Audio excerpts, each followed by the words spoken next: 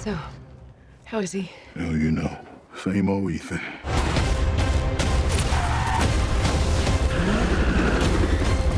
What the hell is he doing? I find it best not to look.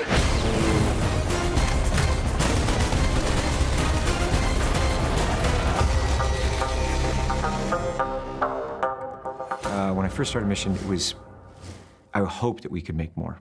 I hoped that the audience would embrace it, and I kind of thought, where are we going to go with this? And when the studio wanted to make another one, I felt the appetite of the audience to bring different characters back and how to bring them back. I was interested in how is this going to evolve? How do we develop this? And what does the audience want? And what interests us with the story? Where can we take the story? It's almost as if the title of the film is what drives us in terms of, you know, we do a Mission Impossible, prove that one to be possible, and by very logic, we have to make the next one slightly more impossible, you know, and so we do feel like, okay, here we go again, but in the most sort of exhilarating and positive way. Tom would say that the series really figured out what it was in Ghost Protocol.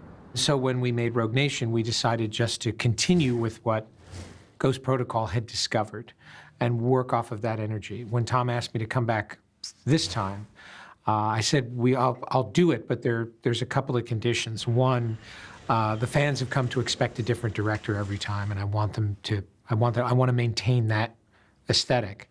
And to do that, we need to go against the grain.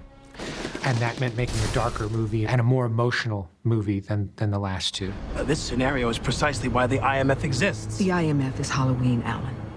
A bunch of grown men in rubber masks playing trick-or-treat. Look, first of all, we got brilliant actors. I mean, Henry Cavill's guy's a movie star, you know, incredibly charismatic, great actor. There's Rebecca Ferguson. Like, everywhere you go, everywhere you put the camera there, not only McQuarrie really carved interesting characters, but there's very powerful artists. You know, you've got Simon, Pegg, Ving. Anytime they're on camera, in their own right, all of these guys can, you know, carry movies.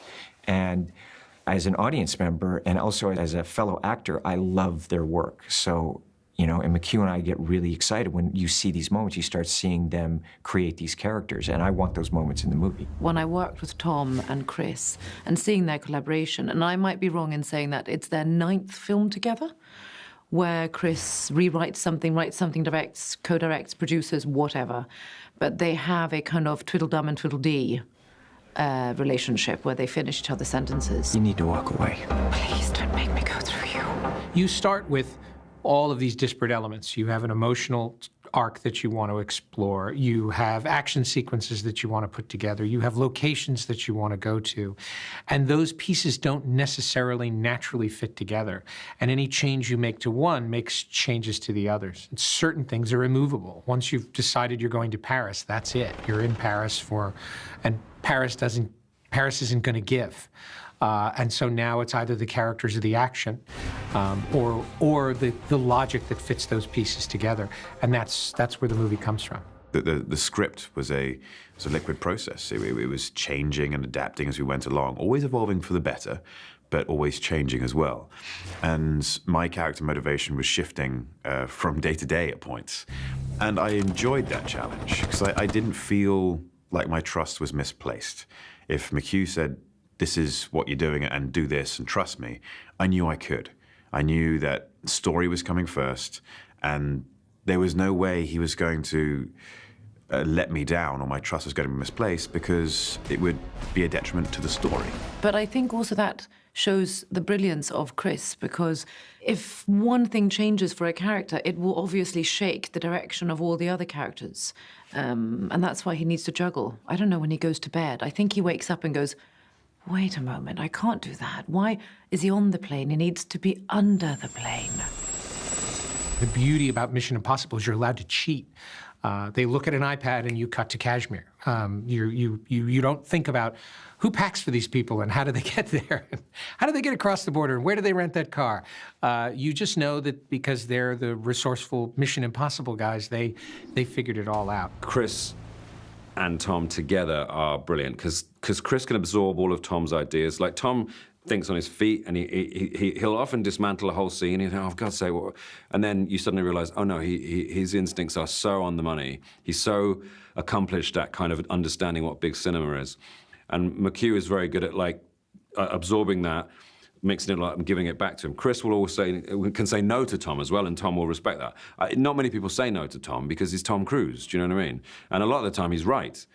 And the synthesis of that dynamic is always the best option. So, you know, as a creative team, I think they've struck a bit of, you know, popcorn gold. How many times has Hunt's government betrayed him, disavowed him, cast him aside?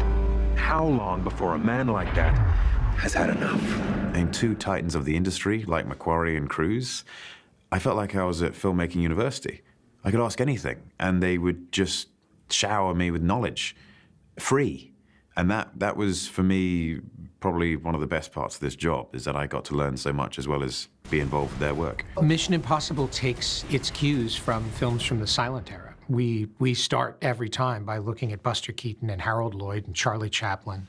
We're trying to make an international film, and you want it to be one that communicates its story to a global audience without forcing them to have to read a lot of exposition on the bottom of the screen. So we think in terms of silent films and classic storytelling, very elegant, very straightforward visual storytelling.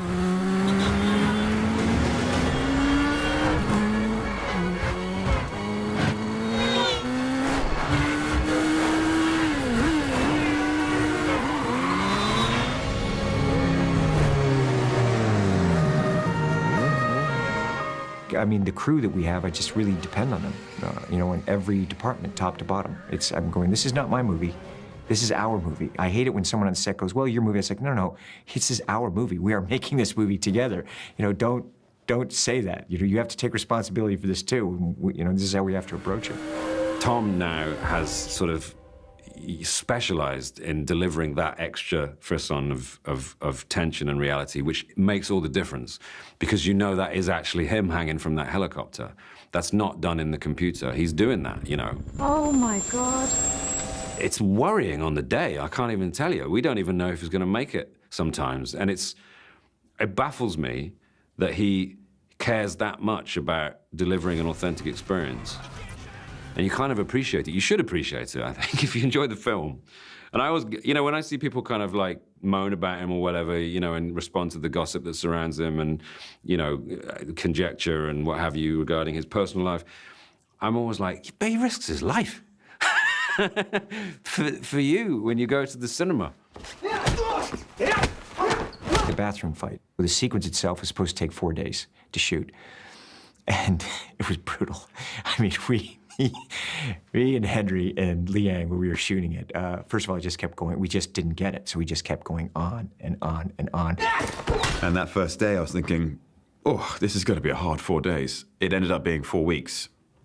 And during those first, I think, 2 or 3 weeks that we were shooting that, every day, we'd always be asking each other, hey, is everyone okay? You're right after that stunt, and yet that one looked like a hard fall, and it looked like you caught something there. Everyone was like, no, totally fine. None of us admitted how much it hurt. So we were still filming little pieces of it all the way to the end of the movie. And Henry and I, we looked at each other, and I finally said, I could see on everyone's face, oh my gosh, we're back in this bathroom. Tom and I looked at each other and had a moment of honesty and said, this really hurts, doesn't it? And he said, yeah, I'm so glad you said that. That all of us kind of admitted how bone bruised we were, you know, and kind of, you know, you'd walk off the set like, yeah, that was nothing. You're kind of like, oh God, you give your trailer a physio, like, oh my God, please. It does boggle the mind slightly in terms of where we have left to go, particularly this one, because I feel like we've used up 4 films worth of climaxes, you know. But Tom and Chris are just at pains, literally in Tom's case, to deliver a sort of authentic and, you know, fresh experience each time. People ask, why do you think they're still going? And I think I still love going. I still like seeing it, even though I'm in it. I've watched it now 3 times. I keep on moving further and further on the edge of my seat. It just doesn't pause. The lesson I learned from the last film was if you try to control it, the movie's going to run you over. You take the wings and the engine and the fuselage and the propeller and you throw them all off of a cliff and try to build the plane before it hits the ground. Whatever kind of story I'm tackling, I'm always trying to just, you know, how can I capture this story in the most appropriate and, you know, to that nth degree for an audience.